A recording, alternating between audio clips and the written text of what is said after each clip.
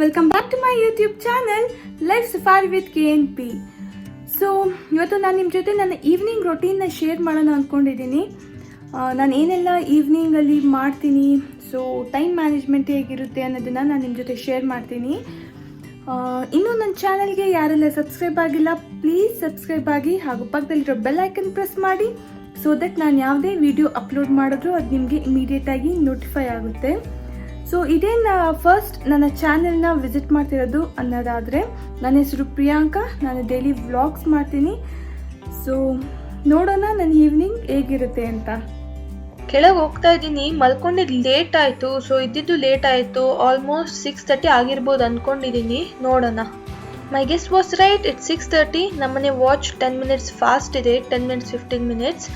So first ನಾನು ಕಿಚನಿಗೆ ಬಂದೆ, green tea ಇಟ್ಕೊತಾ ಇದ್ದೀನಿ ಬಿಸಿ ಮಾಡೋದಕ್ಕೆ. ನಾನು ಮಾರ್ನಿಂಗ್ ಒನ್ಸ್ ಫಾರ್ ಆಲ್ ನಾನು ಸ್ವಲ್ಪ ಜಾಸ್ತಿನೇ ಗ್ರೀನ್ ಟೀ ಬೆಳಗ್ಗೆನೇ ಮಾಡ್ಕೊಂಡಿರ್ತೀನಿ. ಸೊ ರಿಪೀಟೆಡ್ಲಿ ಗ್ರೀನ್ ಟೀ ಕುಡಿಯೋ ಹ್ಯಾಬಿಟ್ ಇದೆ ನನಗೆ.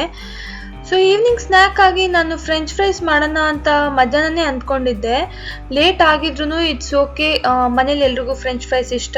ಸೊ ಫ್ರೆಂಚ್ ಫ್ರೈಸ್ ಮಾಡೋಣ ಅಂತ ಇಲ್ಲಿ ಪೊಟ್ಯಾಟೋನ ತೊಗೊತಾ ಇದ್ದೀನಿ. ಸೊ ಈಗಿನ ಫುಡ್ ಹ್ಯಾಬಿಟ್ಸಲ್ಲಿ ಫ್ರೆಂಚ್ ಫ್ರೈಸ್ ಅಂದರೆ ಎಲ್ರಿಗೂ ಇಷ್ಟ. ಹೊರಗಡೆ ಕೆಫೆಗೆ ಹೋದರೆ, ಹೋಟೆಲ್ಗೆ ಹೋದ್ರೆ ಫಸ್ಟ್ ನಾವು ಆರ್ಡರ್ ಮಾಡಿದೆ ಫ್ರೆಂಚ್ ಫ್ರೈಸ್. ಸೊ ಮನೇಲಿ ನಾನು ಈಗ ಫ್ರೆಂಚ್ ಫ್ರೈಸ್ ಮಾಡ್ಕೊಳ್ಳೋಣ ಅಂತ ಈ ರೀತಿ ಮಾಡ್ಕೊತಾ ಇದ್ದೀನಿ. ಫಸ್ಟ್ಲಿ ನಾನಿಲ್ಲಿ ಪೊಟ್ಯಾಟೊ ಮೇಲ್ಗಡೆ ಸಿಪ್ಪೆನ ಪೀಲ್ ಮಾಡ್ಕೊತೀನಿ ಕಂಪ್ಲೀಟಾಗಿ. ಸೊ ಈ ರೀತಿ ಪೀಲ್ ಮಾಡ್ಕೊಂಡಿದ್ದೀನಿ. ಪೀಲ್ ಮಾಡ್ಕೊಂಡಿರೋ ಪೊಟ್ಯಾಟೋನ ಕೋಲ್ಡ್ ವಾಟರಲ್ಲಿ ವಾಶ್ ಮಾಡ್ಕೊತಾ ಇದ್ದೀನಿ. ಸ್ವಲ್ಪ ರಿನ್ಸ್ ಮಾಡಿ ಹಾಗೆ ವಾಶ್ ಮಾಡ್ಕೊತೀನಿ. ನೆಕ್ಸ್ಟ್ ಇದನ್ನ ಸ್ಲೈಸ್ ಆಗಿ ಕಟ್ ಮಾಡಬೇಕು. ಸೊ ಈ ರೀತಿ ನಾನು ಸ್ಲೈಸ್ ಆಗಿ ಕಟ್ ಮಾಡ್ಕೊತಾ ಇದ್ದೀನಿ, ಸ್ಟಿಕ್ಸ್ ಆಗಿ.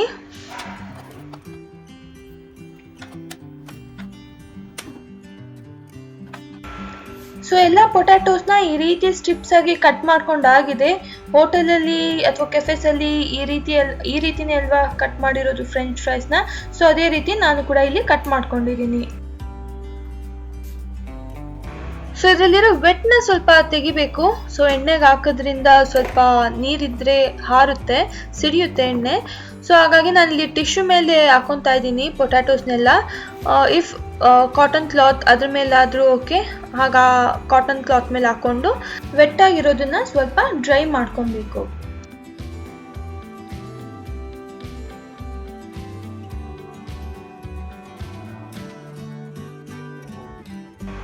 ಆಯಿಲ್ ಬಿಸಿ ಆಗಕ್ಕೆ ಇಟ್ಟಿದ್ದೆ.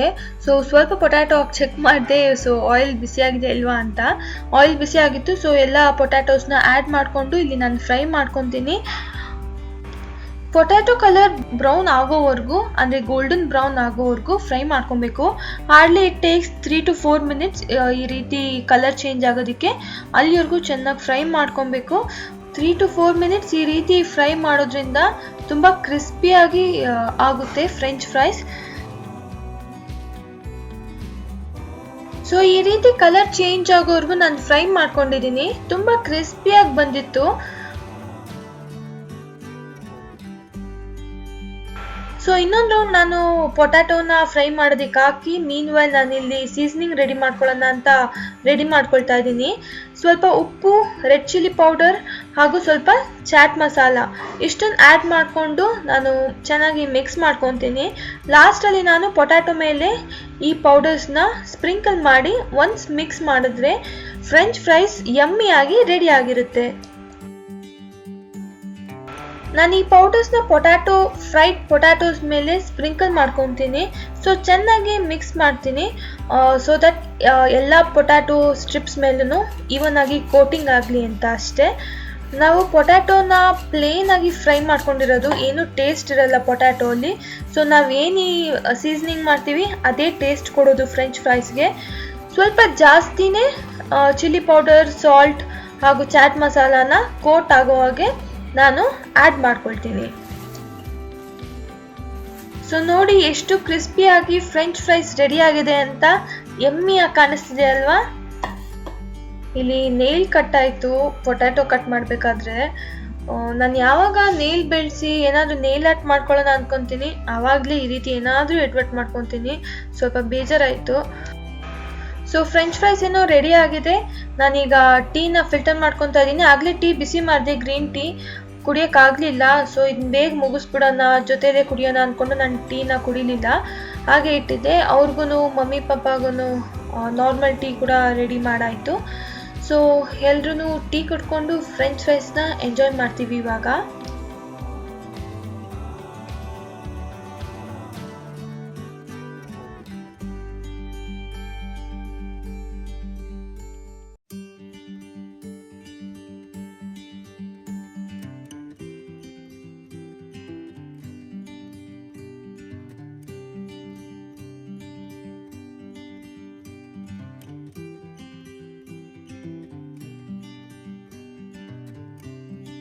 ಸೊ ನಾನು ಕೂಡ ಫ್ರೆಂಚ್ ಫ್ರೈಸ್ ಎಲ್ಲ ಹಾಕ್ಕೊಂಡು ಗ್ರೀನ್ ಟೀ ತೊಗೊಂಡು ಹೊರಗಡೆ ಹೋಗ್ತಾ ಇದ್ದೀನಿ ಪೋರ್ಟಿಕೋ ಹತ್ರ.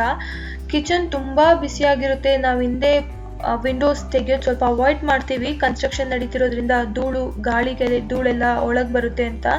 ಕಿಚನಲ್ಲಂತೂ ತುಂಬ ಸೆಕೆ ಇತ್ತು. ನನ್ನ ಫೇಸ್ ನೋಡ್ಬೋದು ನೀವು, ಒಂಥರ ಆಯಿಲಿ ಸ್ವೆಟ್ ಆ ಥರ ಕಾಣಿಸ್ತಿದೆ.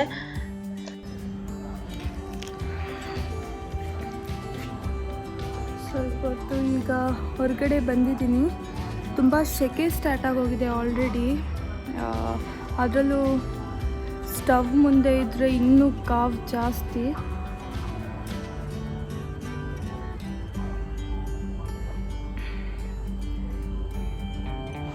ಕಾಣಿಸಲ್ಲ, ಲೈಟ್ ಹಾಕ್ತೀನಿ. ಸೊ ಇಲ್ಲಿ ಲೈಟ್ ಹಾಕ್ತಿದೆ, ಕಾಣಿಸ್ತಾ ಇರಲಿಲ್ಲ ಕರೆಕ್ಟಾಗಿ ಅಂತ. ಓಕೆ,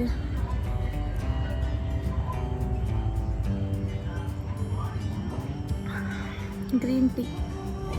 ಟೈಮ್ ಲೇಟ್ ಆಗಿದೆ, ಸ್ವಲ್ಪ ಜಾಸ್ತಿ ಹೊತ್ತು ಮಲ್ಕೊಂಡಿದ್ದೆ ಮಧ್ಯಾಹ್ನ.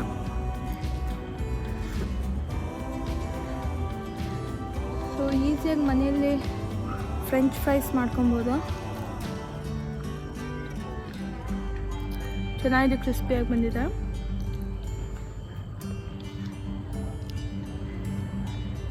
ಆಚೆ ಬಂದರೆ ಸೊಳ್ಳೆ ಜಾಸ್ತಿ, ಒಳಗೆ ಸೆಕೆ.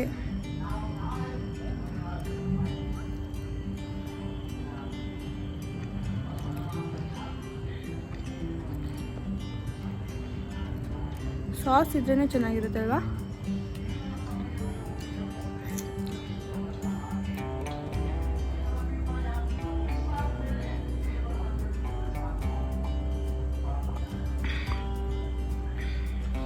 ಸೊ ಪೊಟ್ಯಾಟೊ ಕಟ್ ಮಾಡೋದಕ್ಕೋಗಿ ನೀಲ್ಸ್ ಬೆಳೆಸಿದ್ದೆ, ಸ್ವಲ್ಪ ಬೆಳೆಸಿದೆ, ಕಟ್ ಮಾಡಿದ್ದೆ. ಸೊ ಇದು ಕಟ್ಟಾಯಿತು.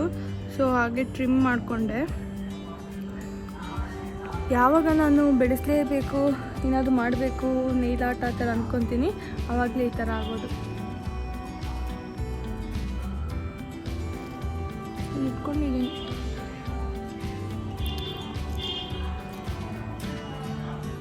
ಸೊ ಇನ್ನೂ ಇಲ್ಲಿ ವಿಂಡೋ ಕಾಣಿಸ್ತಿದೆಯಲ್ಲ, ಕೆಲಸ ಮಾಡ್ತಾಯಿದ್ದಾರೆ. ಸೊ ಅವ್ರನ್ನ ಡಿಸ್ಟರ್ಬ್ ಮಾಡೋಂಗಿಲ್ಲ ಈಗ. ಸೊ ಅಷ್ಟೊತ್ತಲ್ಲಿ ಡಿನ್ನರಿಗೆ ಪ್ರಿಪೇರ್ ಮಾಡಿರಬೇಕು.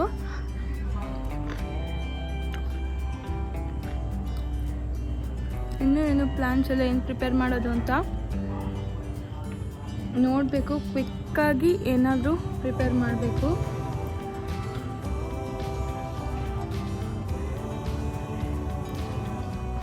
ಡೈಲಿ ಅದೇ ಸಾರು ಅದು ಇದು ಮಾಡಿ ಮಾಡಿ ಮಾಡಿ ಬೋರ್ ಆಗೋಗಿರುತ್ತೆ. ಸೊ ಮಧ್ಯಾಹ್ನ ನಾನು ಸಾರು ಮಾಡಿರಲಿಲ್ಲ, ಎಗ್ ರೈಸ್ ಮಾಡಿದ್ದೆ. ನಿನ್ನೆ ಇವರು ಬಲೂನಲ್ಲಿ ಪ್ರ್ಯಾಂಕ್ ಮಾಡಿದ್ರಲ್ಲ, ಕಿವಿಯೊಳಗೆ ನೀರು ಹೊಟ್ಟೋಗಿದೆ. ಬ್ಲ್ಯಾಕಿ ಬಳಿ ನೋಡಿ, ಕಾಣಿಸ್ತಿದ್ಯಾ? ತಗೋ ಫ್ರೆಂಚ್ ಫ್ರೈಸ್ ತಿನ್ನು.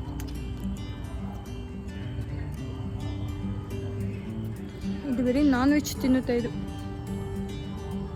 ತಿನ್ನು. ಇಲ್ಲೇ ಇರುತ್ತೆ ನಾಯಿ, ಇದಕ್ಕೆ ಊಟ ಕೊಡ್ತೀವಿ. Street dog. ಬಟ್ ನಮ್ಮನ್ನ ತುಂಬ ಇಷ್ಟಪಡುತ್ತೆ ಅದು.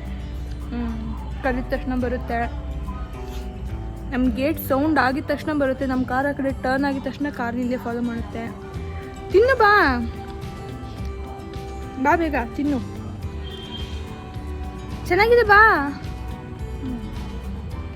ತಿನ್ನಲ್ಲ ಅದು ಬೇಳೆ ಸಾರು ಅನ್ನ ಅಂಥದ್ದೆಲ್ಲ ತಿನ್ನಲ್ಲ. ನಾನ್ ವೆಜ್ ಇರಲೇಬೇಕು ಅದಕ್ಕೆ.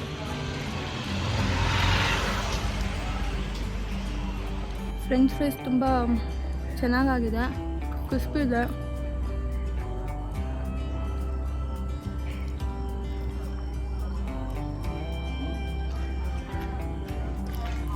ನಾನು ಸಂಜೆ ಏನೇನೋ ಮಾಡಬೇಕು ಅಂದ್ಕೊಂಡಿದ್ದೆ, ಬಟ್ ಮಲ್ಕೊಂಡಿದ್ದು ಲೇಟ್ ಆಯ್ತಲ್ಲ, ಹಾಗಾಗಿ ಏನೂ ಮಾಡೋಕ್ಕಾಗಲಿಲ್ಲ. ಈ ಫಸ್ಟು ಡಿನ್ನರಿಗೆ ಪ್ರಿಪೇರ್ ಮಾಡಿಬಿಟ್ರೆ ಸದ್ಯ ಸಾಕು ನನಗೆ. ಇದಕ್ಕೆ ಮಸಾಲೆ ಹಾಕೋದಕ್ಕೆ ಚಿಲ್ಲಿ ಪೌಡರ್ ಹಾಕ್ತಾಯಿದ್ನಲ್ಲ, ಅದರೊಳಗೆ ಪ್ಲಾಸ್ಟಿಕ್ ಸ್ಪೂನ್ ಇಟ್ಟಿದ್ದೆ. ಅದು ಹಿಂಗೆ ಸ್ಪ್ರಿಂಕಲ್ ಆಯಿತು, ವಾಪಸ್ಸು ಫುಲ್ ಮುಖ ಖಾರದ ಪುಡಿ ಬಿತ್ತು.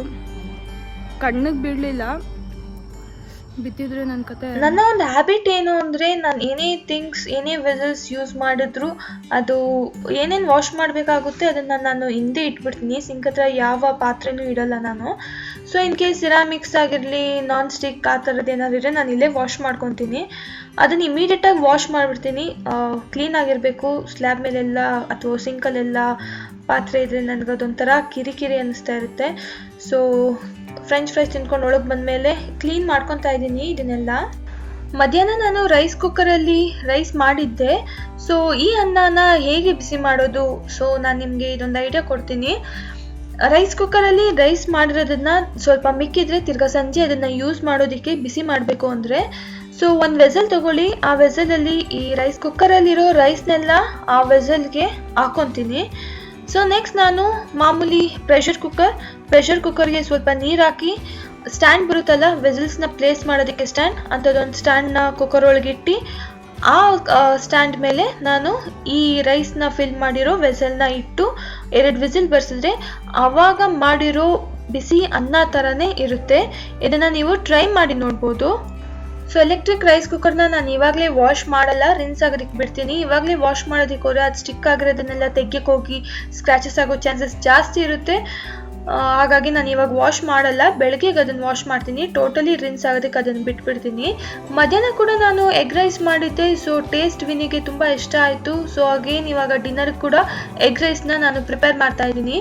So egg fried rice ready ಆಗಿದೆ. ಈಗ ನಾನು ಸ್ಯಾಲೆಡ್ಗೆ ಪ್ರಿಪೇರ್ ಮಾಡ್ತಾ ಇದ್ದೀನಿ. ಕ್ಯಾರೆಟ್ ಹಾಗೂ ನೂಕೋಲ್ ಈ ವೆಜಿಟೇಬಲ್ಸ್ನ ನಾನು ನೈಟ್ ತಿಂತೀನಿ. ಎನಿ ವೆಜಿಟೇಬಲ್ಸ್ ಫೈಬರ್ ಐಟಮ್ ಸ್ವಲ್ಪ ಜಾಸ್ತಿ ಇರಲಿ ಅಂತ ನಾನು ಈ ರೀತಿ ಸ್ಯಾಲೆಡ್ ಮಾಡ್ಕೊಂಡು ತಿಂತೀನಿ. ನಾನಿಲ್ಲಿ ಮಮ್ಮಿಗೆ ಗೋಧಿ ದೋಸೆ ಮಾಡಿಕೊಡ್ತಾ ಇದ್ದೀನಿ. ಸೊ ಗೋಧಿ ದೋಸೆ ತುಂಬ ಒಳ್ಳೆಯದು. ಚಪಾತಿ ಮಾಡೋದಕ್ಕೆ ಏನಂತಾರೆ ಲೇಜಿನೆಸ್ ಯಾರು ಮಾಡ್ತಾರೆ ಅಂತ ಅಂದ್ಕೊಂಡಿದ್ರೆ ಅವರು ಕೂಡ ಈ ರೀತಿ ಜಸ್ಟ್ ಗೋಧಿ ಹಸಿಟ್ಟು, ನೀರು, ಉಪ್ಪು ಮಿಕ್ಸ್ ಮಾಡಿಕೊಂಡು ಬ್ಯಾಟರ್ ಥರ ಫಾರ್ಮ್ ಮಾಡಿಕೊಂಡು ದೋಸೆ ಮಾಡ್ಕೊಬೋದು ಅಥವಾ ಗೋಧಿ ರೊಟ್ಟಿ ಮಾಡ್ಕೊಬೋದು.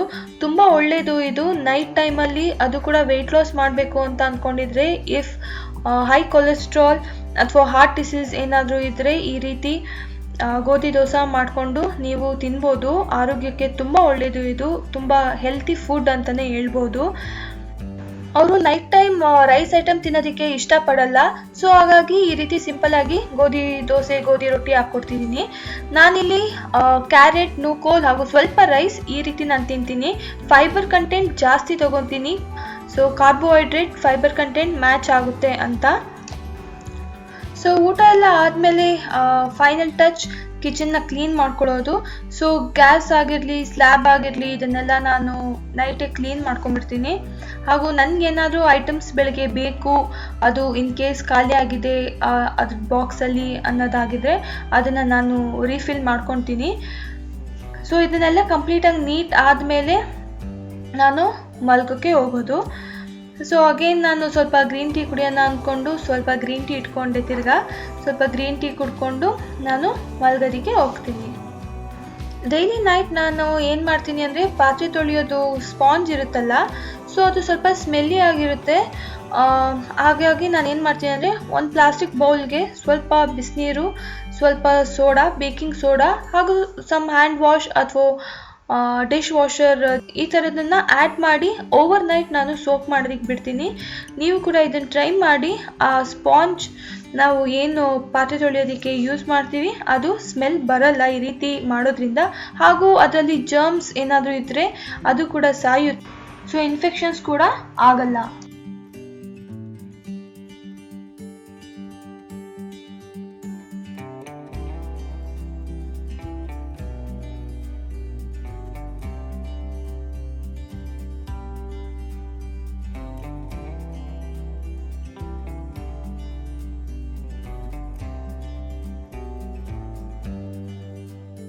ಸೊ ನನಗಿಲ್ಲಿ ಸಾಲ್ಟ್ ಹಾಗೂ ಟರ್ಮರಿಕ್ ಖಾಲಿ ಆಗಿತ್ತು. ಸೊ ಅದನ್ನು ಫಿಲ್ ಮಾಡ್ಕೊತಾ ಇದ್ದೀನಿ. ನನಗೆ ಬೆಳಗ್ಗೆ ಕುಕ್ ಮಾಡಬೇಕಾದ್ರೆ ಈ ರೀತಿ ಎಲ್ಲ ಖಾಲಿ ಇದ್ದರೆ ಅವಾಗ ಫಿಲ್ ಮಾಡ್ಕೊಂಡು ಕೂತ್ಕೊಳ್ಳೋಷ್ಟು ಟೈಮ್ ಇರಲ್ಲ, ಪೇಷನ್ಸ್ ಕೂಡ ಇರಲ್ಲ. ಮಾರ್ನಿಂಗ್ ಕೆಲಸ ಆದಷ್ಟು ಬೇಗ ಆದ್ರೇ ಅದು ನನಗೆ ಬೇರೆ ಎಲ್ಲ ಆ್ಯಕ್ಟಿವಿಟೀಸ್ಗೂ ನನಗೆ ಟೈಮ್ ಮ್ಯಾನೇಜ್ ಆಗೋದು. ಸೊ ಇವಾಗಲೇ ಅದನ್ನೆಲ್ಲ ಮಾಡ್ಕೊಳ್ತೀನಿ ನಾನು.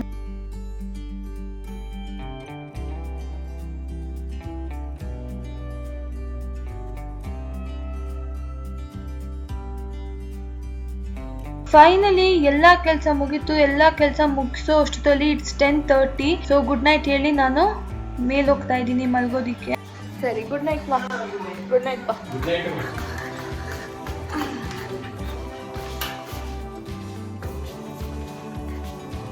ಸೊ ರೂಮಿಗೆ ಬಂದಮೇಲೆ ನಾನು ಸ್ವಲ್ಪ ಹೊತ್ತು ನಮ್ಮ ಮಮ್ಮಿ ಜೊತೆ ಮಾತಾಡ್ತೀನಿ.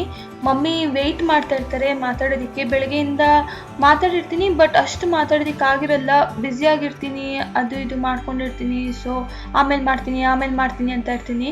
ಪಾಪ shall be waiting for my call. So ರೂಮಿಗೆ ಬಂದಮೇಲೆ ಸ್ವಲ್ಪ ಹೊತ್ತು ಕೂತ್ಕೊಂಡು ಮಾತಾಡ್ತೀನಿ.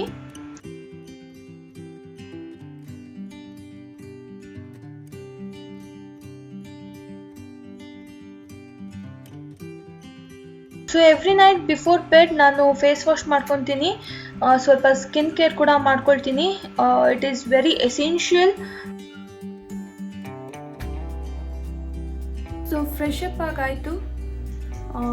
ನನ್ನ ಸ್ಕಿನ್ ಆ್ಯಕ್ಚುಲಿ ಆಯಿಲಿ ಸ್ಕಿನ್, ಅದಕ್ಕೆ ಪಿಂಪಲ್ಸ್ ಆಗಿದೆ. ಸ್ವಲ್ಪ ಕೇರ್ ತೊಗೊತಾ ಇಲ್ಲ, ಇನ್ನು ಮುಂದೆ ಕೇರ್ ತೊಗೊಬೇಕು. ಹೋಪ್ ನೀವು ಈ ವಿಡಿಯೋನ ಇಷ್ಟಪಡ್ತೀರಾ ಅಂದ್ಕೊತೀನಿ. ನಾನು ತುಂಬ ಪ್ಲ್ಯಾನ್ಸ್ ಮಾಡ್ಕೊಂಡಿದ್ದೆ ಆ್ಯಕ್ಚುಲಿ. ಅಂದರೆ ನಾನು ಡೈಲಿ ಏನಾಗುತ್ತೆ, ಡೈಲಿ ಈವ್ನಿಂಗ್ ಹೇಗಿರುತ್ತೆ ಹಾಗೆ ತೋರಿಸೋಣ ಅಂತ. ಬಟ್ ನಾನು ಇವತ್ತು ಸಾರು ಮಾಡಿರಲಿಲ್ಲ. ಸೊ ಬರೀ ಕುಕ್ಕಿಂಗೇ ಆಗೋಯ್ತು. ಸಾರೇನಾರ ಬೆಳಗ್ಗೆ ಮಾಡಿದ್ರೆ ನನಗೆ ಸಂಜೆ ಡಿನ್ನರ್ಗೆ ಇಷ್ಟೊಂದು ಕುಕ್ಕಿಂಗ್ ಮಾಡೋ ನೆಸೆಸಿಟಿ ಇರಲ್ಲ. ಅನ್ನ ಚಪಾತಿ ಈ ಥರ ಮಾಡಿದ್ರೆ ಆಗೋಗಿರೋದು. ಸೊ ಬೆಳಗ್ಗೆ ಕೂಡ ಮಧ್ಯಾಹ್ನ ಕೂಡ ಎಗ್ ರೈಸ್ ಮಾಡಿದ್ದೆ. ಈಗ ತಿರ್ಗಾ ಸಾರು ಮಾಡೋದು ಏನು ಅಂತ ಯೋಚನೆ ಮಾಡಬೇಕಾದ್ರೆ ವಿನ್ನಿಗೆ ಎಗ್ ರೈಸ್ ಇಷ್ಟ ಆಯಿತು. ನಾನು ಆ ರೆಸಿಪಿ ನಿಮ್ಮ ಜೊತೆ ಇನ್ ಕಮಿಂಗ್ ವ್ಲಾಗ್ಸ್ ನಾನು ನಿಮ್ಮ ಜೊತೆ ಶೇರ್ ಮಾಡ್ತೀನಿ. ಚೆನ್ನಾಗಾಗಿತ್ತು ಅಂತ ಅವ್ರು ತಿರ್ಗಾ ಅದನ್ನೇ ಕೇಳಿದ್ರು. ಸೊ ತಿರ್ಗಾ ಅದನ್ನೇ ಮಾಡಿದೆ. ಸೊ ಸ್ವಲ್ಪ ಬ್ಯುಸಿ ಆಗೋಯ್ತು ಈವ್ನಿಂಗ್. ಇಲ್ಲಾಂದರೆ ನಾನು ಬೇರೆ ಆ್ಯಕ್ಟಿವಿಟೀಸ್ ಕೂಡ ಮಾಡ್ತೀನಿ, ಅದನ್ನು ಯಾವುದನ್ನು ನಾನು ಇವತ್ತು ಮಾಡಲಿಲ್ಲ. ಮತ್ತೊಮ್ಮೆ ನಾನು ಈ ಥರ ಈವ್ನಿಂಗ್ ವ್ಲಾಗ್ ಮಾಡ್ತೀನಿ. ಎಕ್ಸಾಕ್ಟ್ಲಿ ನಾನು ಹೇಗೆ ನನ್ನ ಈವ್ನಿಂಗ್ ಟೈಮ್ನ ಸ್ಪೆಂಡ್ ಮಾಡ್ತೀನಿ ಅನ್ನೋದು. ಮತ್ತೆ ಕರೋನಾ ಶುರು ಆಗ್ತಿದೆ ಅಂತೆ. ಸೊ ನ್ಯೂಸ್ ಪೇಪರಲ್ಲಿ, ನ್ಯೂಸ್ ಚಾನೆಲ್ಸಲ್ಲೆಲ್ಲ ನೋಡಿದೆ. ಸೊ ಪ್ಲೀಸ್ ಮಾಸ್ಕ್ ಹಾಕ್ಕೊಳ್ಳಿ, ಸೋಷಿಯಲ್ ಡಿಸ್ಟೆನ್ಸ್ ಮೇಂಟೈನ್ ಮಾಡಿ, ಸ್ಯಾನಿಟೈಸ್ ಮಾಡ್ಕೊಳ್ಳಿ. ನಾವು ಆಲ್ರೆಡಿ ಅದರಿಂದ ತುಂಬ ಪ್ರಾಬ್ಲಮ್ಸ್ ಫೇಸ್ ಮಾಡಿದ್ದೀವಿ. ಅದು ಇಲ್ಲೇ ನಾವು ನೋಡಿದ್ವಿ ಅಂತಲೇ ಹೇಳ್ಬೋದು. ಸೊ ಇದನ್ನು ನಾವು ತಿರ್ಗಾ ಅದನ್ನೇ ನಾವು ನೋಡೋದು, ಎಕ್ಸ್ಪೀರಿಯನ್ಸ್ ಮಾಡೋದು ಬೇಡ. ಆದಷ್ಟು ಇದನ್ನೆಲ್ಲ ಗೌರ್ಮೆಂಟ್ ರೂಲ್ಸ್ ಮಾಡಿರೋದನ್ನೆಲ್ಲ ಫಾಲೋ ಮಾಡಿ. ಕ್ರೌಡ್ ಸೇರಬೇಡಿ. 4th ವೇವ್ ಬರ್ತಿದೆ ಅಂತ ಏನೋ ಹೇಳ್ತಿದ್ದಾರೆ. ಮತ್ತೆ ಆ ಥರ ಆಗೋದು ಬೇಡ. ಹೋಪ್ ಐ ಪ್ರೇ ಇದೆಲ್ಲ ಇಲ್ಲಿಗೆ ನಿಲ್ಲಿ ಅಂತ. ನೀವು ಕೂಡ ಕಾಷಿಯಸ್ ಆಗಿರಿ. ನಿಮ್ಮ ಹೆಲ್ತ್, ನಿಮ್ಮ ಫ್ಯಾಮಿಲಿ ಹೆಲ್ತ್ ನಿಮ್ಮ ಕೈಯಲ್ಲಿದೆ. ಸೊ ಇದು ಎಕ್ಸ್ಪೀರಿಯನ್ಸ್ ಆದವ್ರಿಗೆ ಗೊತ್ತು how badly it will impact on us ಅಂತ, ಆನ್ ದೆಮ್ ಹೆಂಗೆ ಇದು ಇಂಪ್ಯಾಕ್ಟ್ ಆಗಿದೆ ಅಂತ ಅವ್ರಿಗೆ ಗೊತ್ತು. ಅವ್ರು ಎಕ್ಸ್ಪೀರಿಯನ್ಸ್ ಮಾಡಿದ್ದಾರೆ. ಎಕ್ಸ್ಪೀರಿಯನ್ಸ್ ಮಾಡದಿರೋರು ಏನೂ ಆಗಲ್ಲ ಅಂತ ಓಡಾಡ್ಕೊಂಡಿದ್ದಾರೆ. ಸೊ ಇದೆಲ್ಲ ಬೇಡ. ಸ್ವಲ್ಪ ಮೆಚ್ಯೂರ್ ಆಗಿ ಥಿಂಕ್ ಮಾಡೋಣ. ನಮ್ಮಿಂದ ಬೇರೆಯವ್ರಿಗೆ ತೊಂದರೆ ಆಗೋದು ಬೇಡ. ಅವರಿಂದ ನಾವು ತೊಂದರೆ ಅನುಭವಿಸೋದು ಬೇಡ.